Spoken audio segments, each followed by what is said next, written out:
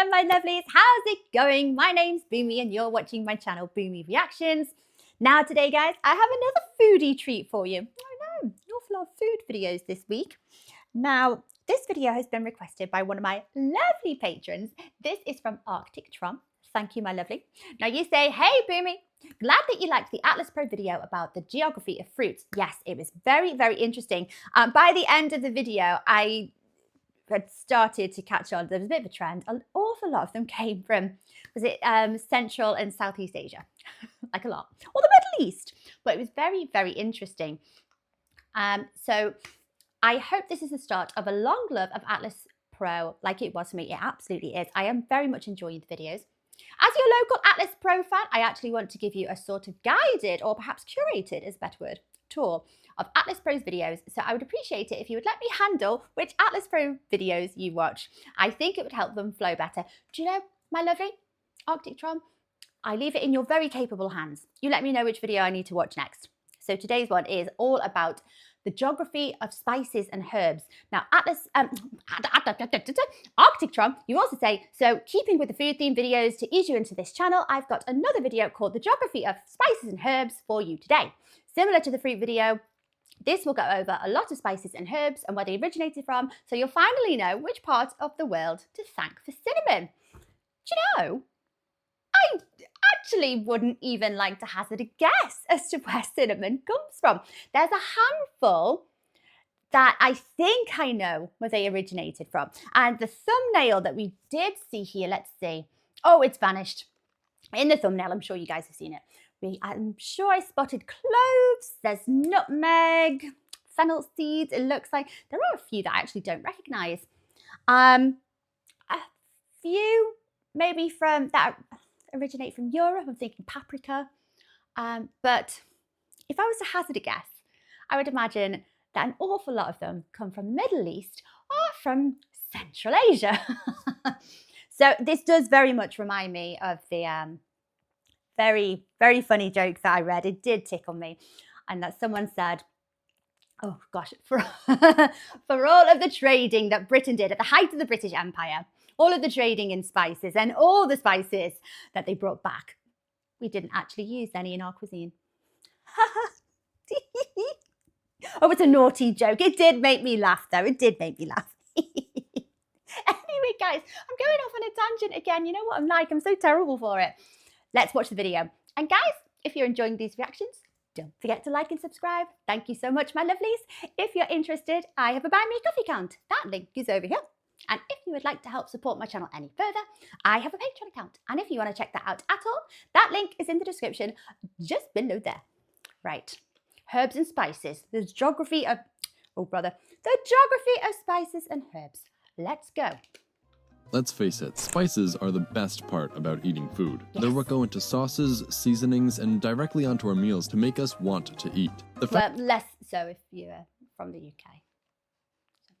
The fact that spices are great has been known for millennia now, and has at certain points in history led to tremendous changes in society, economics, and people. After all, Columbus was trying to find a new route to the East Indies to access the spice trade when he accidentally stumbled upon America. Yes. That means everything afterwards, the colonization, the destruction of the indigenous population, and even the Atlantic slave trade were all inadvertently caused by the search for spices. Yes. Before that, caravans would cross deserts and seas to transport spices from one end of the known world to another. Not only did this drive the exchange of goods and currency, but created cultural interaction and diffusion, leading to the spread of ideas, religions, and technology across the world. Despite the huge role spices have played in human history, few people know about the vital role geography plays in both the growing and usage of spices in foods. Isn't it a bizarre thing to think that herbs and spices, you know, back in the day would have been so expensive that they were only really able to be got by the more elite classes and the upper classes. It's such a crazy concept because we use them in everything, don't we? They're just everyday things that we throw into our cooking and sauces and baking. It's such a weird concept to think that they would have been so valuable. It's crazy. Another weird thing, I've never thought about this before, that the exploration, the drive to go and find more herbs and spices, you know, for trade, not that anyone was going looking for different cultures or, you know, different interesting things like that. They were looking for herbs and spices. And like the narrator here said, the spreading of ideas and culture. I think it's lovely. But yes, it probably is partly responsible for the initiation of the slave trade, the transatlantic slave trade anyway. And yeah, yes.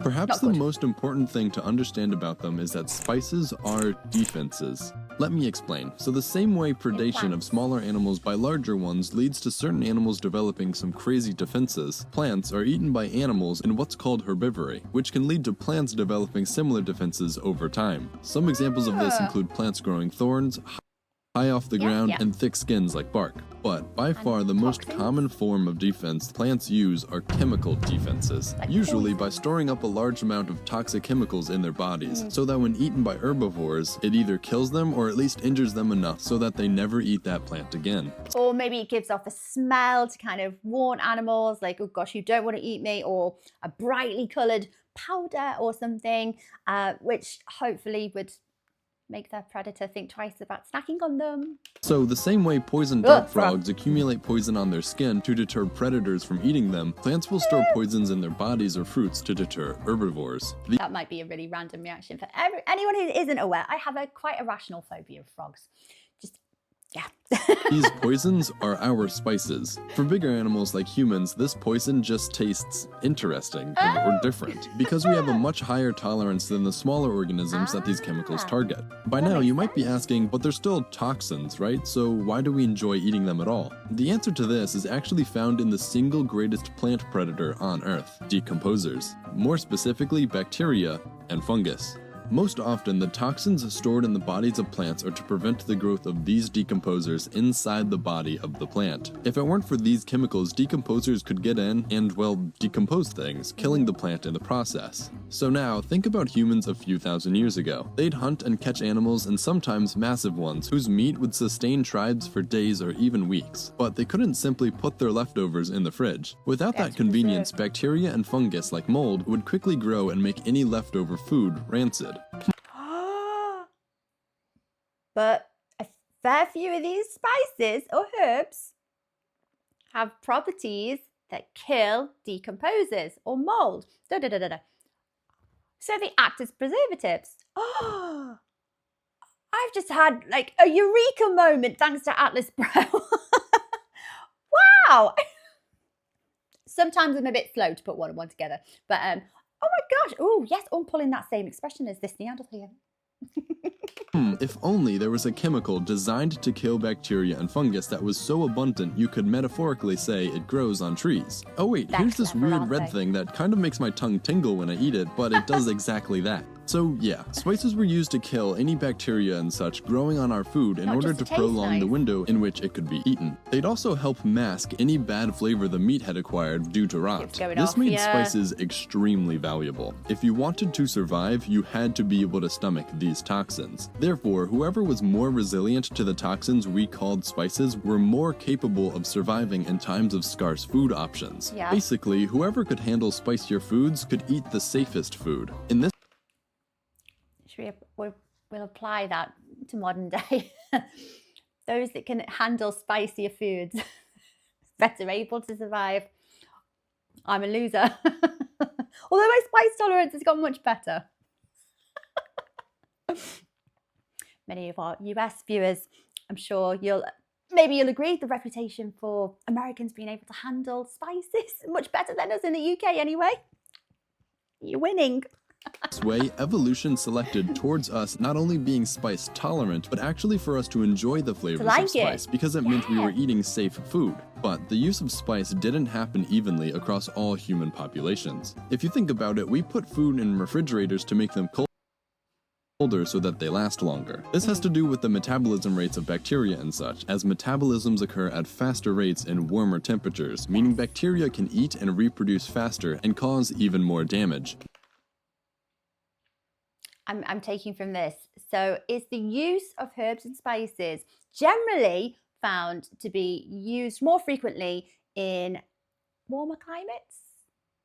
mean, based on that, I think it's a fair assumption, isn't it? Therefore, putting food in a warm environment will shorten the amount of time that it's safe to eat. What this results in is food rotting faster in areas that experience warmer climates, like the tropics. To combat this, a greater quantity and diversity of spices are typically used in tropical and subtropical places to counteract the higher rates of bacterial growth. In colder places, like the temperate regions, the opposite is true. Sometimes the temperature here can fall below freezing, and food will stay good if you just leave it outside, meaning there's less of a need to season it with spices. It also just so happens that it gets cold right around the same time food gets sparse, and preservation becomes a necessity. Think, in the summer, food is usually plentiful, and therefore there's no real need to preserve food because you can always find more. But in the winter, animals take refuge and all the plants lose their foliage and fruits, so the food people can find has to last longer. What I'm getting at is the only time food needs to be preserved in the temperate areas, the environment does it for us. But in the tropical regions, the dry season will come to make food scarce, but high temperatures persist, making spicing food necessary.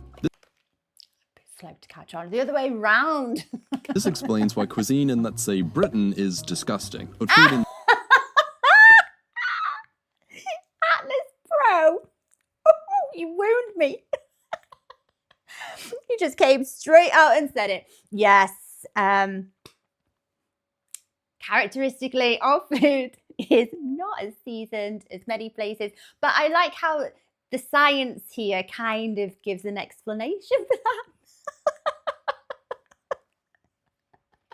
Let's say India is amazing. This is also why so many Europeans valued spices so much and sailed everywhere in the world looking for trade routes to access these spices. On the biological side of this, because bacteria and fungi grow faster in warmer conditions, plants around the equator are more likely to store up chemical defenses to dissuade them as well. So not only did people who lived in the tropics have a greater need for spices, they also had a greater and more diverse arsenal of spices to choose from. This has led certain areas on the globe to develop abundant natural spices. Because of this, instead of doing what I did with fruits and go through each fruit individually, I decided this time to go through the hot spots and then catch any spices that don't belong to a certain hot spot at the end. The first important concentration is to be found in India and the rest of Southeast Asia. This area stretches from the subtropical into the tropical and once hosted the largest and oldest rainforest on the planet. Southern India is where basil, turmeric, and black pepper, the most common pepper we use today, comes from. Curry. Oh! Now, I associate basil with Italian food, so I would have thought that it came from Italy. No. It also originated here, but that's actually a combination of several different spices, not just one plant. Further south, it's thought that cinnamon first began in Sri Lanka. To the east, we have where ginger and the licorice plant got their start. And yeah, Arctic Tron, there we go. That is where cinnamon came from. I'd never even questioned it up until now. I know. Scatterbrain. Before you ask, it's the root of the licorice plant that we used to flavor licorice candy. Lastly, for this region, we maybe have the most common spice currently being used in the world: sugar. A lot of people might disagree with this, but if you think about it, it's just another plant-derived substance we use to flavor our food, which is exactly what every other spice is too. Whether or not you consider it a spice though, sugarcane, the plant responsible for 80% of our sugar production, is thought to have come from this region as well. Nearby are what's called the Maluku or Moluccas Islands in Indonesia. However, they used to have a much simpler name, the Spice Islands. From these few small islands, cloves, mace, and nutmeg originated. It was these islands in particular that drove the Portuguese and later the Dutch into the East Indies, and it was a trade route to these islands that Columbus was looking for when he set sail in 1492. Then, on the other side of the world, Mexico was also a hub of maybe a lot of people's favorites. It was here that both paprika and vanilla originated. Oh gosh, I'm wrong. I thought paprika was actually from parts of Europe. It's not. Maybe there's a different paprika. Maybe I have no idea. I'm sure Atlas Pro is going to tell us. Okay, that makes sense, actually, doesn't it? So again, I thought vanilla was more of like a Central Asian kind of spice. No, it originates from Mexico. Well, you have that gorgeous Mexican vanilla as well, don't you? delicious. What's strange is that traces of vanillin, the compound that gives vanilla its flavor, has been found in old world tombs dating back thousands of years. Archaeologists found this substance coating the jugs within an untouched Bronze Age tomb in Megiddo, Israel. This indicates there might have been some exchange between the Americas and the old world almost 4,000 years ago. That's also, crazy. they were using vanilla to flavor their olive oil, which, I don't know, just doesn't sound good. If that isn't enough though, it was also here that the cacao tree, what we use to make chocolate, was also first domesticated, most likely by the Olmec or Mokaya people, though the plant itself likely originated further south in the Amazon region. This plant was so prized that its beans were used as currency throughout several different Mesoamerican cultures. What's funny is that initially this plant wasn't desired for its beans, which is the part we now use to make chocolate, but instead it was the sweet pulp of the plant that was highly valued because it would be fermented and used to make alcohol. Am I right? I remember hearing this, I can't remember from where, that there were some cultures, I can't remember exactly which peoples it was, they actually banned women from consuming chocolate. I think it was because of the aphrodisiac qualities, if I remember rightly. It was something like that anyway. Iran is actually where a lot of spices are grown today, as its hot and arid climate replicate those found in places like the Mediterranean and Mexico very well. As for what spices originated here, both cilantro/coriander, yeah they're the same thing, and cumin came from this area. But I saved the most important herb and spice hotspot for last, the Mediterranean region. To start, maybe basil did come from Italy, maybe. Or maybe they cultivate it, they take it over from its original place and they're able to grow it in other places. Maybe that's what's happened here. The most common type of bay leaf comes from this region, though different types can be found across the world. Chamomile also came from this region. Mostly used for tea now, it got its name in English via French, via Latin, via the Greek word kamamelon, meaning earth apple. Fennel plants aren't too popular, but they're one of the main ingredients in making absinthe. The Greek word for fennel is I did not know that. I just associate fennel as just being generally good for your guts, good for your bowels. Marathos, and marathon literally translates into field of fennel. So the Greek city of Marathon was originally just built in a field of fennel and named accordingly. Then a battle between the Greeks and Persians happened here, and someone had to run 26 miles to Athens to tell them about it, and that's how we ended up with the marathon race. Lavender also came from the Mediterranean region, which for the longest time went by the Greek name nard. So good call switching it to lavender. Mint. Oh, lavender sounds a bit nicer than nard, doesn't it?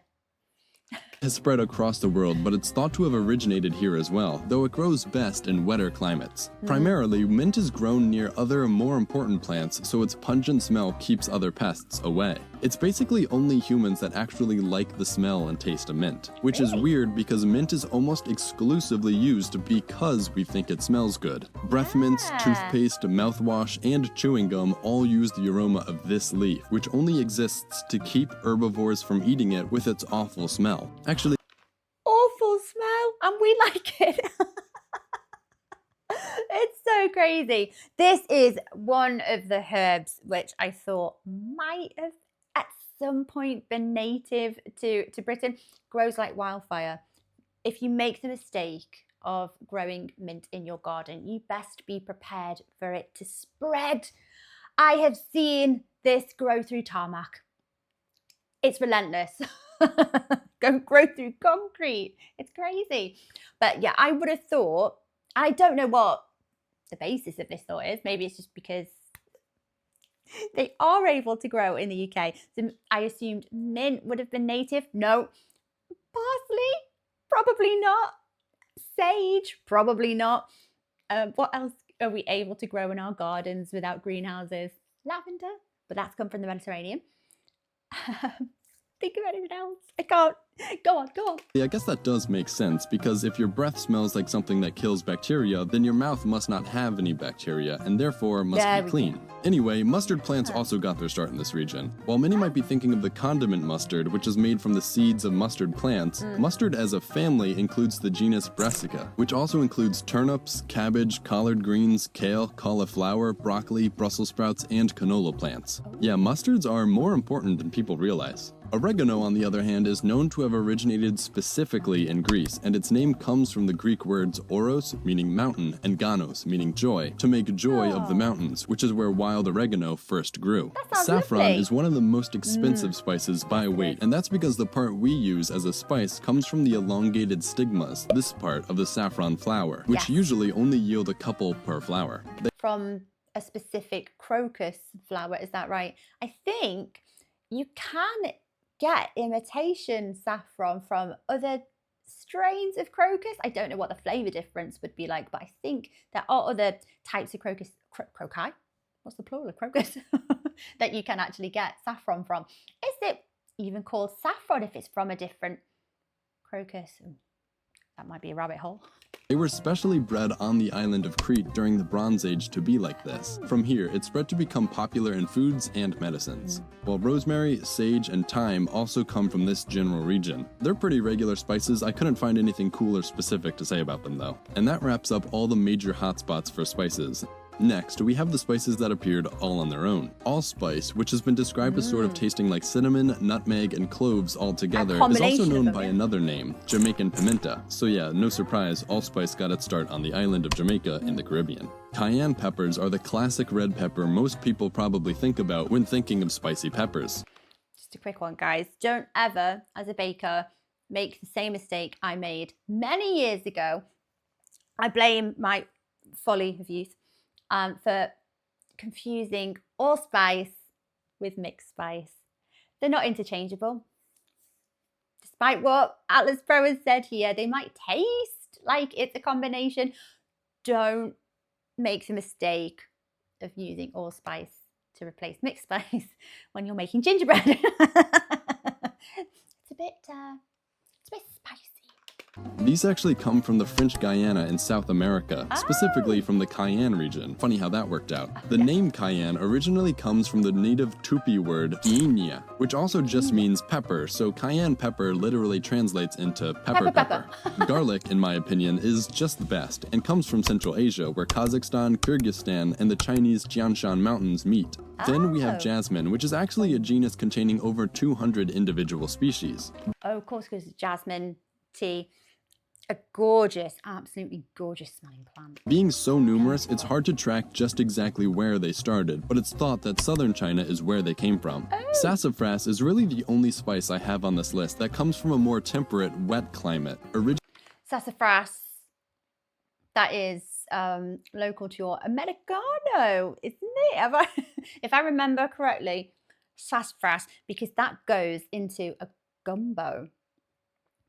Yeah. Originating in the east coast of North America, roughly from Ontario, Canada to Florida in the United States. It's the root of this tree that was used to flavor root beer, hence the name root beer. And lastly, we have the spice melange, which we all know is native to and only grows on the desert planet of Arrakis. Thanks for watching. I hope you enjoyed this, and if you did, maybe consider liking and subscribing. If you'd like to support me and this channel, you can throw a little spice my way through my Patreon, like these guys. These donations really help me continue making these videos, so thank you to everyone who has already donated. Other than that, check out my Twitter for updates, and I'll be back soon with another video. Thanks. Oh, I like that music we've got going on in the background there. Okay, I did actually know the sassafras one. Oh, very, very interesting. Okay, so cinnamon originated in Sri Lanka. Interesting. An awful lot of those did originate around Asia and the Middle East, but more than I thought from the Mediterranean. I did admittedly just assume the Mediterranean was where we got bay leaves. Lavender, yes. Bay leaves, rosemary, and oregano. They're the ones that I associate more with Mediterranean food. But we can grow rosemary over here and thyme. But no surprise, we've not been able to grow them. Originally, they've come over, cultivated them. Yeah, okay, that makes sense. So, poor UK has absolutely no native herbs. Can you imagine? I know, like, the running joke is that our food is quite bland now. Can you imagine hundreds of years ago when there was even less to season food? Good Lord. Wouldn't even have salt and pepper. Well, thank you very much, Arctic Tron, for requesting this another banger. This wonderful video from Atlas Pro. I am enjoying watching his videos. They're very, I love the comedy in it. I love his sense of humor. Very, very interesting. So guys, I hope you enjoyed watching along with me. Take care of yourselves and I will see you next time. Bye bye.